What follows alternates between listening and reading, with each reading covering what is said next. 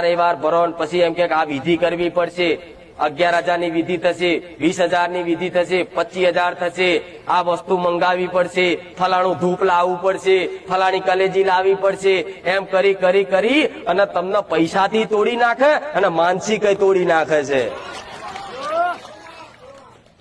તનથી, મનથી અને ધનથી ત્રણેય બાજુથી તમે તૂટી જાઓ છો. આ રખડવામ ભટકવામ તમને નહીં ખબર પડતી.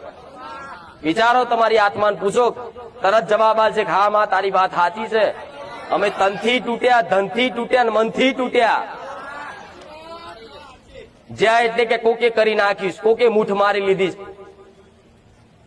એવા શંકાઓ વેમ ગાલે એટલે તમે મનથી તૂટી જાય. ફલાણાએ કરી નાખ્યું, ફલાણાએ કરી નાખ્યું, જેઠવાણીએ કરી નાખ્યું, હાહુએ કરી નાખ્યું છે, મારી વહુએ કરી નાખ્યું છે, મોમાએ કરી નાખ્યું છે, બાજુવાળાએ કરી નાખ્યું છે.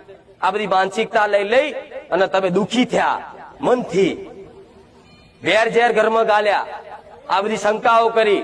ભાઈએ તો વાપડો જોડતોય ના હોય, ભાઈએ મૂઠ મારી અને બીજો કોઈ ભૂવો કહી દે તમારા ભાઈએ તમારી પર કર્યું છે. ઘેર આવીને તમારે એ કેટલીક દરાર પર એ તમને ખબર નહીં પડતી.